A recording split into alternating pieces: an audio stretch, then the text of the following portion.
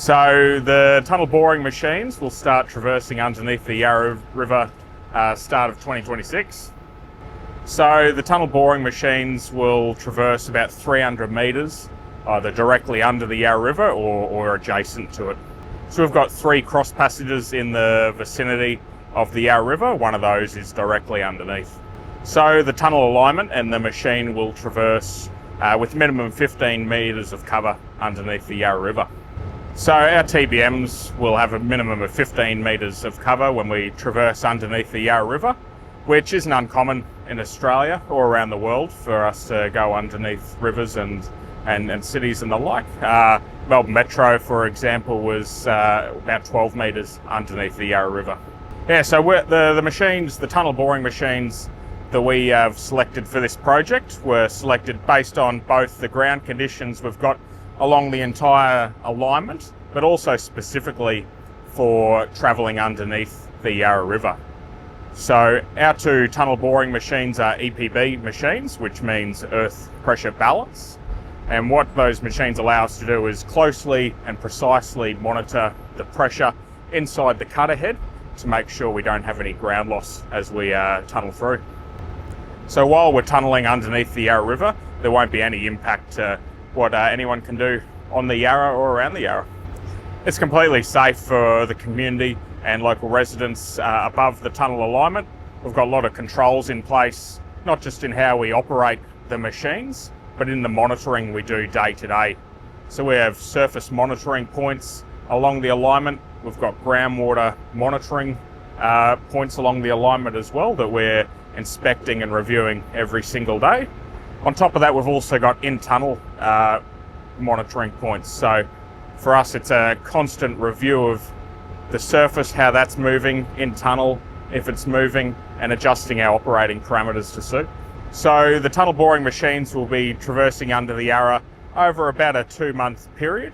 We'll be travelling up to about 10 to 15 metres per day.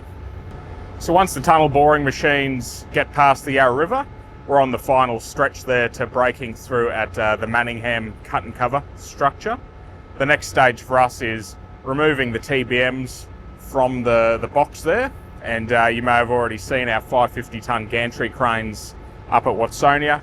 We've traversed them over to Manningham already in preparation for removing the tunnel boring machines.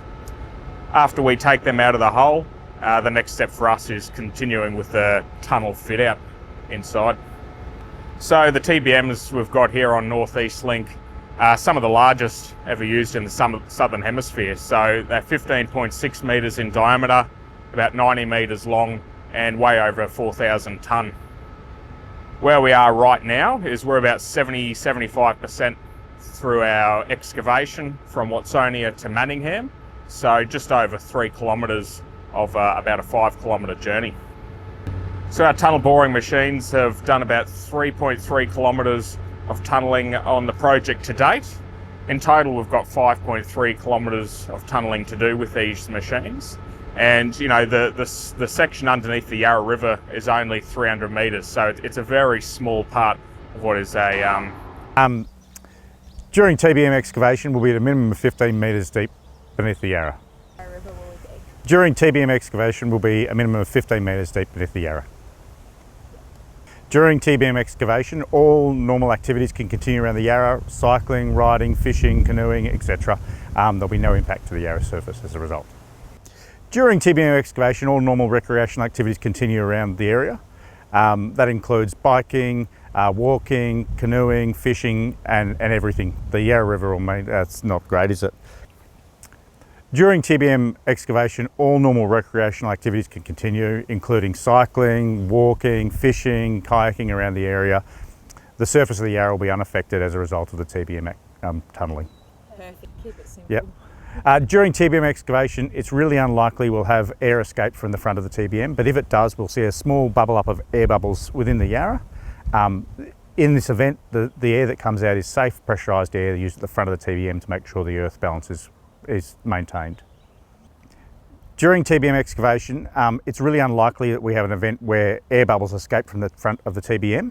In this case, it's the pressurised air from the front of the TBM used to maintain earth balance escaping from the TBM, and that would connect up to the river, and would see some small bubbles appearing on the surface of the Yarra. These are completely safe, and normal activities can continue in this if that occurs. How will you ensure no impacts to the Yarra? During the design and procurement of the TBMs, we've conducted a lot of investigations for both groundwater and geotechnical conditions to make sure that the rock that we're going to tunnel through is competent in there and that we've got a really safe space. That network of investigation areas has allowed us to really understand the conditions that we're working in and design both the tunnel and the TBM machine to work really effectively in those conditions. Whilst the TBMs traverse through the zone of influence of the Yarra, we'll be conducting extensive ground movement monitoring, groundwater monitoring and surface water quality monitoring throughout the area. And this will be tied in with visual inspections of the area above the TBMs to ensure the safety of our activities. Whilst the TBMs traverse through the zone of influence of the Yarra, we'll be conducting extensive ground movement monitoring, groundwater monitoring and surface water quality monitoring throughout the area. And this will be tied in with visual inspections of the area above the TBMs to ensure the safety of our activities. Whilst we tunnel under the Yarra, we have a range of different monitoring undertaken. The first I'll talk about is ground movement monitoring, which is a number of arrays on the surface which are picked up both with live telemetry but also with surveyors picking up to make sure there's no ground movement as a result of tunnelling. The second form we have is groundwater wells. Within the wells we'll have live telemetry in there which will give us a live update to the hour of the groundwater levels existing within the network to ensure there's no change to the groundwater levels during construction. On the surface as well, we have attended water monitoring where the environmental teams from the project will go out and conduct upstream, downstream monitoring and make sure the water quality is not changing as a result of the tunnelling activities.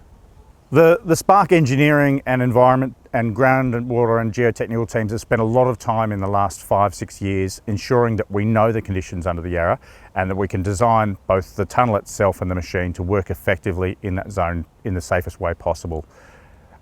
We do this to minimise the risk to both the Yarra itself and our workers within the tunnel and make sure we can successfully traverse this area, which is of significance to the Victorian communities.